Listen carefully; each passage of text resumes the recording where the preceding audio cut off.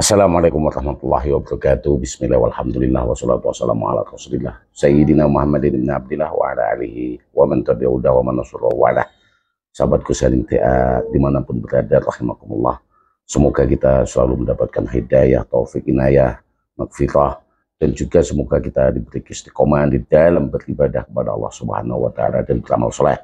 Semoga kita selalu diberikan rezeki, kemudahan dalam urusan kita, dan diberikan kesehatan. Keluarga kita dijadikan keluarga yang sakinah mawaddah rahmah. Anak-anak kita dijadikan anak-anak yang soleh solehat, berbakti kepada kedua orang tua, agama, dan juga nusa bangsa. Sholawat dan salam semoga senantiasa kita sanjungkan ke junjungan kita Nabi Agung Muhammad SAW. Harapan kita semua diakui menjadi umat kanjeng Nabi Muhammad SAW dan mendapatkan syafaatnya fi dini wa dunya wal akhirah. Sahabatku sekalian TA rahimakumullah, kita telah mendengarkan satu ungkapan yang mana ungkapan tersebut disampaikan oleh Yemim ketika di depan Gus Miftah. Beliau hadir di pengajiannya Gus Miftah dan mengatakan Lutfi bin Yahya dan juga Gus Miftah itu adalah dua waliullah di Nusantara. Kita memaklumi apa yang diucapkan oleh Yemim ini. Beliau mengucapkan hal tersebut karena apa? Lutfi bin Yahya ini adalah guru mursyid daripada Gus Miftah. Maka untuk menghormati, biasa seorang filosof, pengajar filsafat itu memakai kata-kata sakrasnya, mantik balaghahnya di dalam memberikan statement, memberikan pujian kepada siapa saja yang ada di depannya. Maka filsafat yang dibawa oleh Yemim ini adalah filsafat tingkat tinggi. Beliau mengutarakan hal tersebut sebenarnya bisa multitafsir. Karena kita tahu Yemim itu adalah seorang filosof. Beliau pengajar filsafat di Universitas UIN pasca sarjana lagi. Dan beliau ini viral di akhir-akhir ini karena perseteruannya dengan seorang bos rental. Maka dari itu marilah kita kaji dan kita dengarkan dulu apa yang disampaikan ketika beliau di depan jamaahnya Gus Miftah. Abah Lutfi itu wali, macam-macam gue. Teng Indonesia ini isinya wali tok. Loro jumlah ini, siji Ahbab, loro Habib. Tak jelas lagi soalnya pada tukaran perkara iki. Dancuk tenan kok. Aku pegel lah ngerasa asu-asu loh. Rungono, oke? Bu, kasih melek. Penafsiran yang pertama bisa kita lihat, beliau adalah takdim kepada Gus Miftah dan juga menyebut Gus Miftah sebagai waliullah. Dan mursyidnya Lutfi bin Yahya secara otomatis menjadi waliullah karena beliau telah memberikan sanjungan kepada Gus Miftah. Disinilah Yemim meletakkan perannya bahwasannya dia itu sebenarnya memberikan sakras yang sangat luar biasa kepada Gus Miftah. Disinilah filsafat atau ilmu tasawuf mereka bertiga ini akan saling berbenturan. Karena apa? Yemim yang cenderung tidak ingin viral, tetapi dipaksa untuk viral. Disinilah kita akan mengetahui bahwasannya Yemim ini sebenarnya menyindir Gus Miftah dan juga Lutfi bin Yahya yang mana dengan upayanya memviralkan diri. Tapi kalau Yemim ini dari awal memang tidak ingin viral. Yang kedua, dari pembahasan bahasa, Yemim ini juga menguasai akan bahasa Arab. Beliau mengambil Habib dan Ahbab, di mana Habib dan Ahbab itu istak daripada fi'il habba yahubbu. Habba yahubbu jika kita istak habbatan wa mahabbatan fahuwa habibun. Habba yahubbu habbatan wa mahabbatan fahuwa habibun.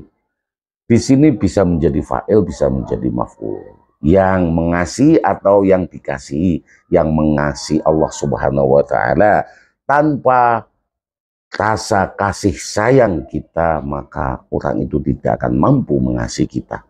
Begitu juga apa yang kita dapatkan dari Allah itu adalah rasa kasih sayangnya Allah kepada kita sehingga kita mampu untuk mengasihi dan cinta kepada Allah Subhanahu wa taala. Tanpa kecintaannya Allah, kita tidak akan mampu untuk mencintai Allah. Maka disinilah fungsi daripada apa yang dikatakan oleh Yemim. Habbatan wa huwa habibun wa dzaka mahbubun, yang dicintai.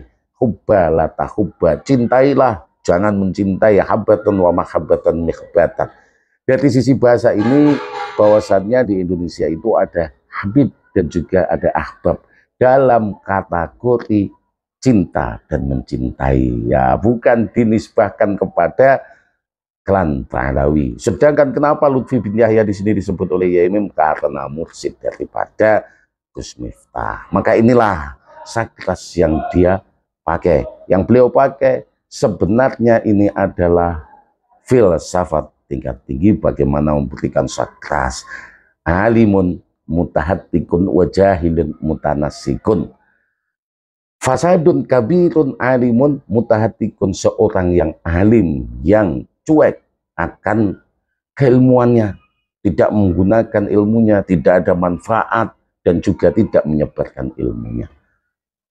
Tidak lebih besar lagi kerusakan yang ditimbulkan oleh orang jahil yang mutanasikun, orang jahil yang berpegang teguh dengan kejahilannya. Orang yang alim tetapi dia itu tidak peduli dengan sekitarnya. Ghairu sholih li ghairihi, itu besar kerusakan. Wa akbaru minhu, lebih besar lagi kerusakan yang disifatkan oleh jahilun mutanasikun, orang bodoh yang berpegangan dengan kebodohannya. Ini dari sisi bahasa. Lalu dari sisi tasawuf yang dimiliki oleh Yaimim, Yaimim memahami banget makna Habib. Makna Habib ini bisa kita ambil di dalam ilmu tasawuf seperti yang dikatakan oleh ulama-ulama sufi. La yazalu abdi fit taqarrubi ilayya bin nafilah hatta ahabbah. Seorang hamba itu tidak akan dikatakan batak menjadi kekasihnya Allah, berusaha mendekati Allah dengan melaksanakan kesunahan. Kenapa seperti itu? Karena sunnah itu jika kita lakukan kita mendapatkan pahala. Jika kita tinggalkan kita tidak diancam dengan dosa. Tetapi kalau wajib kita tinggalkan kita diancam dengan dosa, dengan balasan siksaan. Jika kita laksanakan kita mendapatkan pahala. Maka jika kita melaksanakan kewajiban itu hanya untuk diri kita, terlepas dari siksa dan ancaman. Tapi kalau kesunahan tidak lain ingin membuat Allah senang. Jika Allah senang maka kita akan mampu untuk mencintai Allah. Tanpa cintanya Allah kita tidak akan mampu mencintai Allah. Maka melaksanakan kesunahan itu adalah ingin dekat dengan Tuhannya, membuat Allah senang. Inilah filsafat tingkat tinggi Yaimim. Kata ahabah, sampai hamba ini benar-benar mencintai akan kesunahan tersebut. Ahabah, mencintai, ahabba yuhibbu, ini sudah menjadi ismullah, fi'lul lazim, sehingga harus membutuhkan maf'ul. Wa idza ahbabtuhu, ini dawai Allah, jika aku telah menjadikan dirinya kekasihku, hamba ini tadi. Jadi siapa saja, tidak hanya pada Habib yang mana penisbahannya yang di akhir-akhir ini menuju kepada klan Pahlawi, itu tidak. Disinilah filsafat tingkat tingginya Yaimim, mengatakan bahwa di Indonesia ini ada Ahbab dan Habib sama-sama. Ahbab itu adalah jamak dari Habib. Habaib juga bisa, Ahbab juga bisa, itu adalah jamak dari Habib. Ahbabun, Habaib itu dari Habib. Jamak ini kontradiktif ketika kita memakai untuk kepentingan yang mana privilege, meminta keutamaan, keistimewaan daripada orang lain. Jadi habaib, ahbab, habib itu satu makna, cuman istaknya yang berbeda. Habaib itu jamak, ahbab itu jamak, habib itu mufrad. Dari sinilah ketika Yaimim menuju kepada pemahaman dari tasawuf, la yazalu abdi fit taqarrubi ilayya bin nafilah hatta ahabbah, sampai benar-benar mencintai akan kesunahan. Seorang hamba tidak akan bisa dikatakan ingin barat, ingin menjadi kekasihnya Allah tanpa melaksanakan kesunahan. Sampai dia benar-benar mencintai kesunahan. Karena kesunahan itu jika ditinggalkan tidak diancam dengan dosa. Sehingga ketika kita melaksanakan kesunahan itu tidak lain hanya ingin membuat Allah senang. Ketika kita membuat Allah senang, dawai Allah, idza ahbabtuhu, jika aku telah menjadikan dirinya ini kekasihku, hamba ini, Allah dawe kuntu sam'ahu alladhi yasma'u bihi, aku akan menjadi pendengarannya yang dia pakai untuk mendengarkan. wa kuntu basarahu alladhi yabsitu biha, dan aku akan menjadi penglihatan yang dia pakai untuk melihat.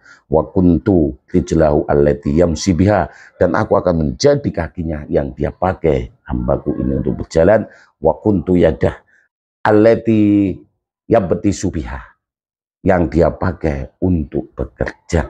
Disinilah maka Habib ahbab itu satu makna yang dimaknai oleh Yaimim bahwasanya siapa saja selama dia melakukan kesunahan maka dialah yang akan mendapatkan hak Habib. Yang mana lakob Habib itu sebenarnya Imam paham itu hanya lakob bagi Kanjeng Nabi Muhammad SAW.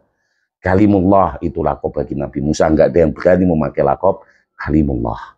Lalu Ruhullah itu lakob bagi Nabi Isa, enggak ada yang berani memakai lakob Ruhullah. Khalilullah itu adalah lakob bagi Sayyidina Ibrahim alaihissalam, dan tidak ada yang berani.